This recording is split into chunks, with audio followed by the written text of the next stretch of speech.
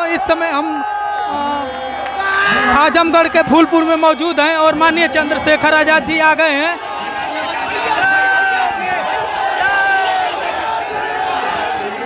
कोई व्यक्ति मुझ पे यहाँ से गोली भी चला सकता है। अगर तुम्हें लोग लापरवाही करोगे तो धरती पे जन्मे सभी संतों गुरुओं महापुरुषों को नमन करता हूँ। सबसे पहले तो मैं आपसे खेद प्रकट करता हूँ कि मुझे आने में बहुत देर हुई। आयोजक साथियों ने बहुत मेहनत की थी, आयोजक साथियों ने बहुत हिम्मत जुटाई और मेरे अच्छी तरह याद है जब मैंने 3 बजे करीब जानकारी ली थी तो इस पूरे ग्राउंड में कोई ऐसी जगह नहीं थी जहां हमारे लोगों ने इसको हराना। लेकिन क्योंकि जब आप किसी सफर को पार करते हो कई तरह की मुसीबतें आपके सामने आती हैं। जब हमने 29 तारीख की रैली की थी तब हमें नहीं पता था कि उत्तर प्रदेश की रैली के साथ साथ मध्य प्रदेश और राजस्थान का चुनाव डिक्लेयर हो जाएगा। अचानक से चुनाव डिक्लेयर हुआ और 29 तारीख में ही हमारे गठबंधन के साथियों ने एक रैली जयपुर में रख ली। अब मेरे पास ये रास्ता था कि पहले मैं यहाँ आऊं या जयपुर जाऊं। आप तो इस बात को जानते हैं कि अभी मैं कुछ दिन पहले गोरखपुर आया था। जब भी आपने मुझे बुलाया मैं आपके बीच आया, लेकिन जयपुर के साथियों की उम्मीदें थी कि वहां इलेक्शन है, आप वहां रैली में समय दें। मैंने भरसक प्रयास किया, तमाम साधन संसाधन लगाए और बहुत मेहनत करके मैं वहां से 4 बजे एयरपोर्ट आ गया कि किसी भी तरह तक 6 बजे तक आपके बीच चला आऊंगा। लेकिन आपकी जानकारी के लिए बता दूं कि जयपुर एयरपोर्ट अडानी जी के पास है और आप जानते हैं अडानी जी मुझसे कितना प्यार करते हैं, अडानी जी के मित्र मुझसे कितना प्यार करते हैं। उन्होंने एक नया टैक्स लगाया है कि जो भी व्यक्ति उड़ेगा उसको इतने पैसे देने ही पड़ेंगे। हमने पैसे भी जमा करा दिए, उसके बाद भी उन्होंने क्लियरेंस नहीं दी। 1.5 घंटा उन्होंने मुझे वहां प्लेन में बिठा के रखा। 1.5 घंटे बाद वो जानते थे कि आज फूलपुर की धरती में आपने जो सैलाब इकट्ठा किया है, जब उसकी तस्वीरें जाएंगी तो स्थापित दलों की नींवें हिल जाएंगी। बहुत सारे लोगों की नींद हराम हो जाएगी। जो अपने आप को इस प्रदेश का नेता कहते हैं उनकी रातों की नींदें उड़ जाएंगी। इसलिए जानबूझ के षड्यंत्र करके मुझे रोका गया और मेरे साथी निराश हो गए थे। मैंने उनसे कहा निराश मत हो, उत्तर प्रदेश के मेरे बहादुर सिपाहियों, मेरे भाइयों, मेरे साथियों, निराश मत हो। कोई मतलब नहीं बनता निराश होने का। मैं आपको पूरी जिम्मेदारी से कह रहा हूं, मैं 25 तारीख को चुनाव खत्म हो जाएगा। मैं आपको वचन देके कह रहा हूं मैं दिसंबर के महीने में फिर लौटूंगा आपके बीच। और मैं एक और वादा आपसे कर रहा हूं, अपने नेताओं से भी कर रहा हूं, वो बहुत मेहनत करते हैं कि यहाँ 2024 का उत्तर पूरे देश का लोकसभा का चुनाव खत्म होगा। मैंने अभी जो हमारी पार्टी के राष्ट्रीय सचिव है उनको बताया, चौधरी साहब को, कि पूरे 3 साल कोई गांव, कोई कस्बा, कोई शहर, कोई तहसील, कोई जिला नहीं बचेगा। चप्पलों से इस पूरे प्रदेश को हम लोग घूम घूम के लोगों को जागरूक करने का काम करेंगे। हमारी लड़ाई एक दिन की नहीं है मेरे साथियों, एक दिन में कोई परिवर्तन होगा भी नहीं। मैं आपको याद दिलाना चाहता हूं, गौर करो, आपने पूरे दिन मेरा इंतजार किया, आप भूखे प्यासे यहाँ बैठे हो। मैं धन्यवाद करूंगा हमारी माओ बहनों का जो वहां बैठी है। और आप सोचो नौजवानों में तो जोश है, लेकिन मैं उनके हौसले की दाद देता हूँ। यही लगभग समय था सोचकर में कि 9, साढ़े 9 बजे वो मेरे इंतजार में थे और मैं मध्य प्रदेश और उत्तर प्रदेश में आपके यहाँ से सोनगढ़ से यात्रा लेके गया था, संविधान बचाओ यात्रा। फिर मैं पूरे मध्य प्रदेश राजस्थान में गया। मैंने देखा कि रात को 1-1 बजे लोग इंतजार कर रहे थे, 1-1 बजे लोग इस उम्मीद से खड़े थे कि चंद्रशेखर आजाद आएंगे और हमें रास्ता दिखाएंगे। मैं आपको भी ये कहने के लिए आया हूँ, ये वो धरती है जिसने पूरे देश को रास्ता दिखाया। आजमगढ़, फूलपुर, लालगंज, ये वो धरती है जिसने पूरे देश को बहुजन समाज के आंदोलन को रास्ता दिखाया। मगर मुझे आपसे कहना, आप मेरे नौजवान भाइयों की संख्या ज्यादा है। जब राजतंत्र था देश में, तब राजा महाराजा और उनके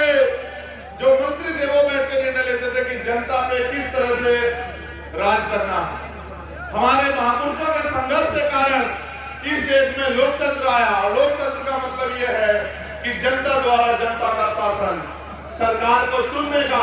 पहले रानी के पेट से राजा पैदा होता था, लेकिन अब राजा पैदा करने की ताकत आपके वोट में है। इस वजह से अगर राजतंत्र में हमें दूसरे संचालित करते थे, मैं समझ सकता था, लेकिन लोकतंत्र में भी हमारे ऊपर दूसरे लोग राज करें, तो ये बड़े सोचने का विषय है कि कहीं ना कहीं हम कमजोर हो रहे हैं या फिर हम अपनी जिम्मेदारियों को नहीं समझ रहे।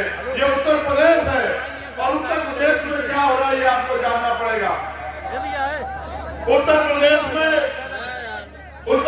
के मुख्यमंत्री अभी, और जो बात मैं कह रहा हूँ डंके की चोट पे कह रहा हूँ, वो दलित सम्मेलन कर रहे हैं।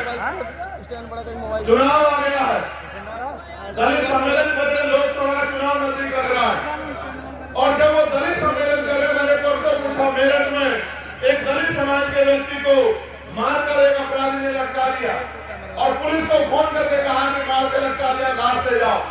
मैंने मुख्यमंत्री से आग्रह किया कि मुख्यमंत्री जी आप ये बताओ अपने सम्मेलन में कि हमारी ऐसी सरकार है उत्तर प्रदेश में जहां दलितों को मार के लटकाया जाता है, इसलिए हम दलित सम्मेलन कर रहे हैं। और दलितों को यह बात बताओ कि किस तरह उस दलित परिवार के बच्चे मुख्यमंत्री जी के इंतजार देख रहे हैं। जब अभी एक घटना घटी थी यही आपके पड़ोसी जिले में, तो मुख्यमंत्री ने परिवार के दुख का संज्ञान लिया, और मैंने भी राष्ट्रीय सचिव जी को भेजा था उस परिवार से मिलने के लिए। मैं सोच रहा था कि मुख्यमंत्री दलितों की भी खबर लेंगे, मुख्यमंत्री दलितों के भी घर जाएंगे, मुख्यमंत्री दलितों का मतलब सुनेंगे, लेकिन मैं निराश हुआ कि मुख्यमंत्री जी के मुंह से एक शब्द भी नहीं निकला और दलितों को मार के लटका दिया गया। उसके बाद आज मैंने अखबार को पढ़ा, हमारे साथियों ने भेजा कि कानपुर में उन्होंने दलित सम्मेलन किया, और भगवान बुद्ध की तस्वीर उनके साथी उनको दे रहे हैं।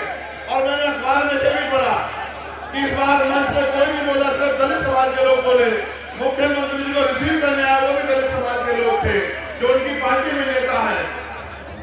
यही अगर वो भगवान बुद्ध को मानने वाले लोग अपने गांव में कार्यक्रम करते हैं, तो पुलिस के लोग आके इनको सरकार के नेताओं के सहारे पे पीटने का काम करते हैं।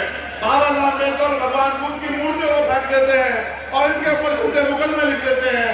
वही मुख्यमंत्री भगवान बुद्ध की तस्वीर को हाथ में लेके खड़े थे। मुझे बड़ी ऐसे राजनीति क्या नहीं करवाती। एक तरफ पूरी सरकार आरएसएस और भाजपा के लोग भगवान बुद्ध के अनुयायियों को, बाबा साहब के अनुयायियों को उनकी खान खींचने में जुड़े हैं, और दूसरी तरफ मुख्यमंत्री भगवान बुद्ध की तस्वीर ले रहे हैं। राजनीति क्या क्या रंग दिखाती है। इसलिए मैं आपको सावधान करने के लिए आया हूं कि एक पार्टी जिसका आपने वोट देकर खींचा, हमारे नेता भी सुने, आज उस पार्टी ने भारतीय जनता पार्टी को वह खबर दे दिया है कि जाओ गरीबों को जाके गुमराह करो, जाओ पिछड़ों को जाके गुमराह करो, जाओ उनको जाके उनकी वोट को लूटने का प्रयास करो, और हम तुम्हें वह खबर दे रहे हैं कि गरीबों का पिछड़ों को जाके बेवकूफ बनाओ। उन्होंने एक शब्द नहीं कहा, इसलिए मैं आपको सचेत कर रहा हूं, कोई ऐसा उत्तर प्रदेश में नहीं बचा। अगर उत्तर प्रदेश में दलित पिछड़े और मुसलमानों जैन सिख वोटों का कोई हितैषी है तो वो बीमारी है, और आजाद समाज पार्टी ये बताने के लिए मैं आपको आश्वस्त करना चाहता हूँ।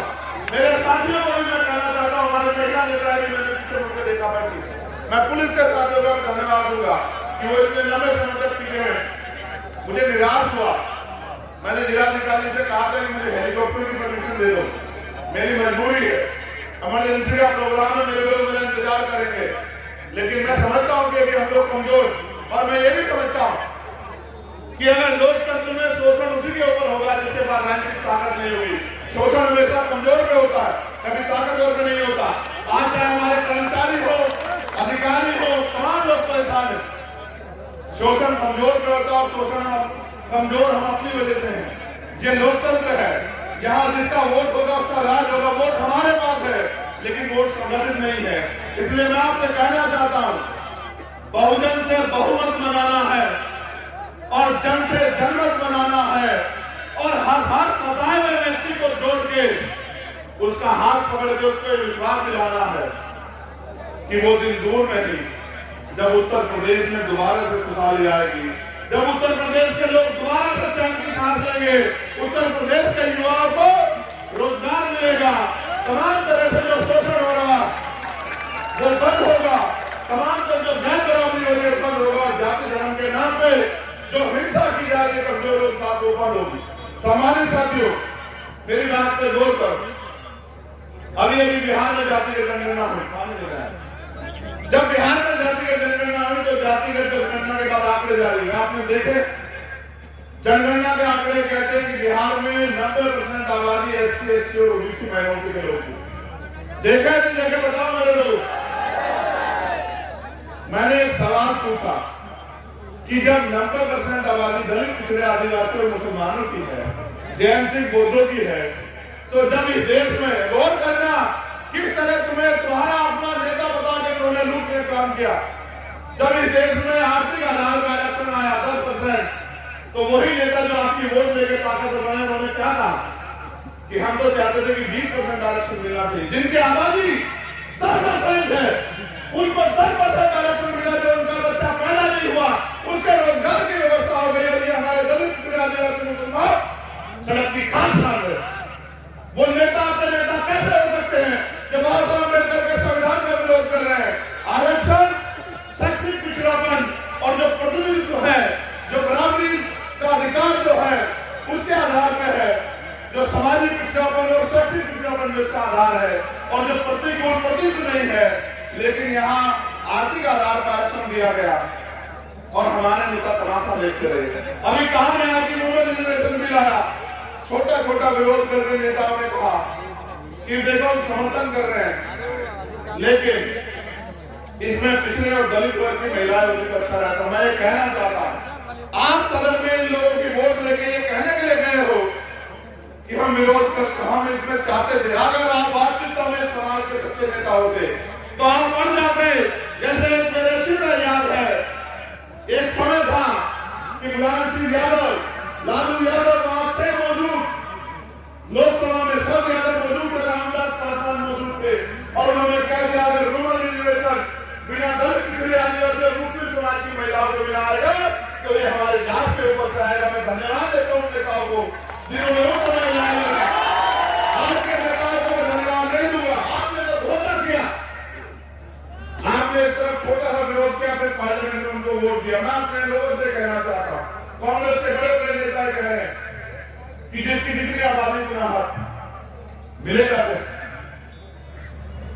ये बात तो माने और काशीराम साहब 35 साल पहले कह रहे थे, जिसकी जितनी संख्या वाली उसकी उतनी हिस्सेदारी। आपने कहा कि सचिवालय में दलित पिछड़े नहीं है, आपने कहा कोर्ट में, सुप्रीम कोर्ट, हाई कोर्ट में दलित पिछड़े नहीं, बिल्कुल नहीं, ये सच बात है। लेकिन मैं पूछना चाहता हूं, आपने कितने बिठाए किसको, आपने कितने लोगों को बनाया, आपने कितने लोगों को अवसर दिया, और जो आज आप बात कर रहे हैं उसको मैंने और काशीराम साहब 35 साल पहले कह रहे थे, तब आपको मुझे समझ आया कि भाई इन वर्गों को भी लोकतंत्र में अवसर मिलना चाहिए। मैं आपको गौर करने के लिए ले जाता हूं पीछे। 14 अगस्त 1947 को अंग्रेजों के गुलाम था भारत, 15 अगस्त 1947 को आजादी मिली, लेकिन 14 तारीख को जिसकी जेब में जो पैसा था, 15 तारीख को उसकी जेब में वही पैसा था, 14 तारीख को जिसके पास जो जमीन थी, चाहे वो 1 गज थी, 1 बीघा थी, 15 तारीख को भी वही जमीन थी, 16 तारीख को भी वही जमीन थी, 17 तारीख को भी वही जमीन थी। मेरी बात का कहने का मतलब ये है कि डॉक्टर बाबा साहब अम्बेडकर ने संविधान सभा में चेतावनी के तौर पर कहा कि अब हम 26 जनवरी को विरोधाभास की जिंदगी में कदम रख रहे हैं। इससे राजनीति में 1 वोट 1 वैल्यू, राजनीति में बराबरी आने का प्रयास होगा।